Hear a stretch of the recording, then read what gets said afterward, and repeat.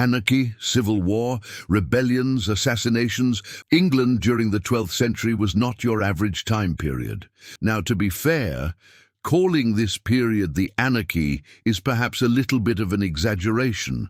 While there were elements of anarchy, that's putting it mildly, there was still a king, so it wasn't exactly descending into complete chaos and disorder.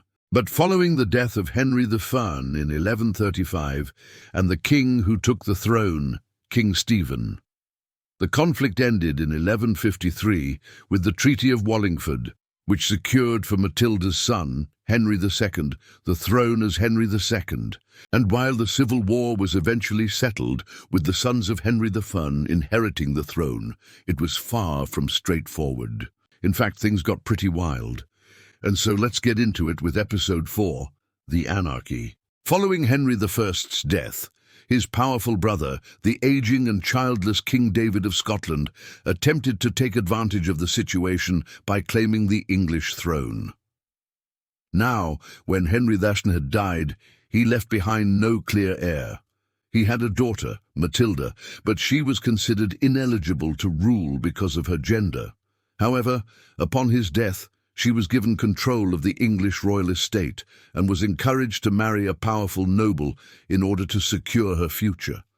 She married the German nobleman, Geoffrey of Anjou, with whom she had several children, the most important being a son, also named Henry. So while Henry III didn't name his daughter his heir, he certainly would have wanted her son to inherit the throne one day.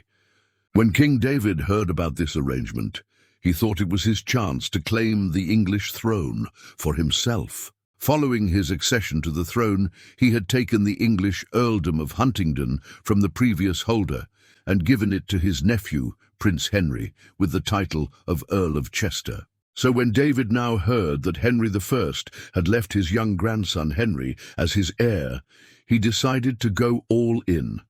His plan was to marry the young prince to his niece, the daughter of King Malcolm IV of Scotland, thereby uniting the two kingdoms. With this marriage, David could then declare himself the king of a united England and Scotland. It was quite an audacious plan. The only problem was the other nobles of England had other ideas. They elected Stephen, Henry I's cousin, to be king instead. To make things worse, Stephen refused to recognize David's claim and even went so far as to besiege him in Normandy. During the siege, David escaped and fled to his home in Scotland, where he died soon after. The Scottish claim to the English throne was over, and the throne of a united England and Scotland would have to wait another 300 years. So, with the Scottish threat over, Stephen might have been able to enjoy a peaceful reign, except that Matilda and her supporters were none too happy with the way things had played out. This included her former husband Geoffrey, who had been granted the title of Duke of Normandy by her father. While Henry V had never designated his daughter as his heir, he had promised her and her descendants the Duchy of Normandy, something Stephen was now threatening. Geoffrey and Matilda, therefore, teamed up to fight Stephen in what would become known as the Anarchy. Their forces faced off against Stephen's at the Battle of Lincoln in 1141, with Stephen emerging victorious. However, the battle was costly, and neither side was able to gain any real advantages.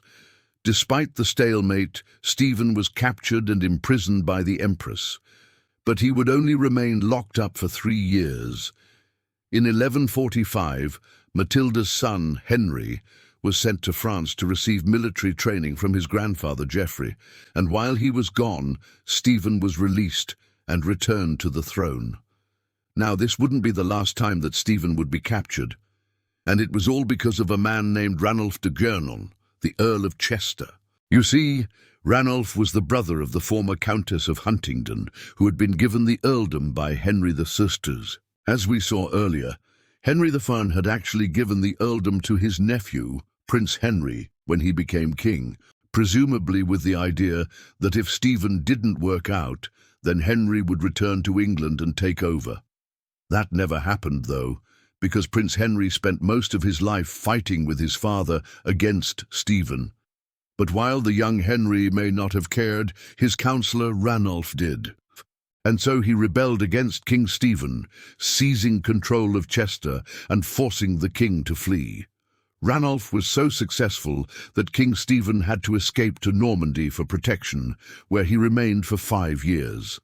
But in 1150, Stephen was finally able to return to England, albeit only as far as London, where he was made prisoner by Ranulph. Then, in 1153, King Stephen fell seriously ill and was visited by the Empress Matilda, who he forgave and reconciled with, and when he died in October of that year, he left the throne to her son, Henry II, securing the future of the Plantagenet dynasty and ending the Civil War.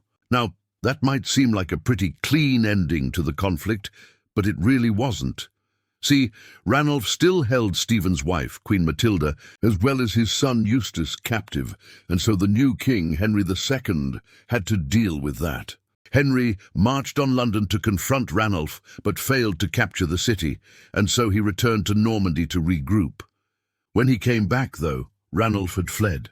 Henry then seized control of London and the rest of southern England, while Eustace held the north with the support of the Scottish king, Malcolm IV. Henry's half-brother William, Duke of Aquitaine, was killed in battle against Eustace, but this allowed Henry to absorb more land into his domain.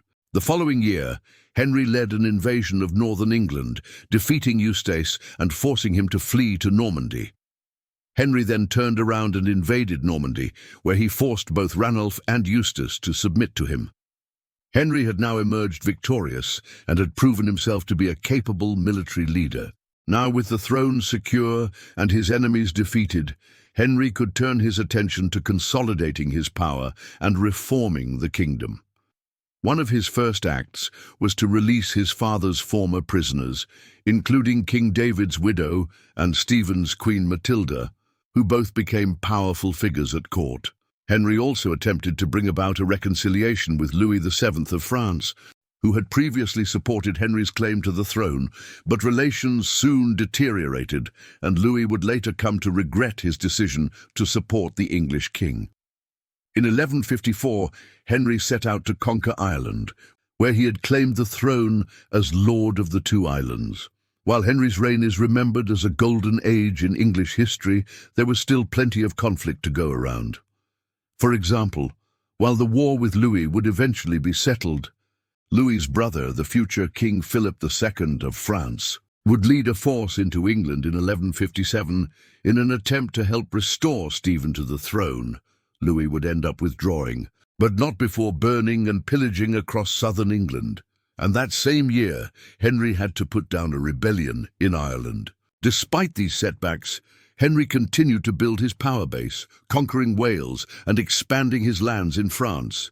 He also created a new system of royal justice, which helped to strengthen the monarchy. And in 1162, Henry received the homage of all of England's barons, cementing his authority over the kingdom. Henry's reign would continue for another 35 years, during which he would face various rebellions and conflicts.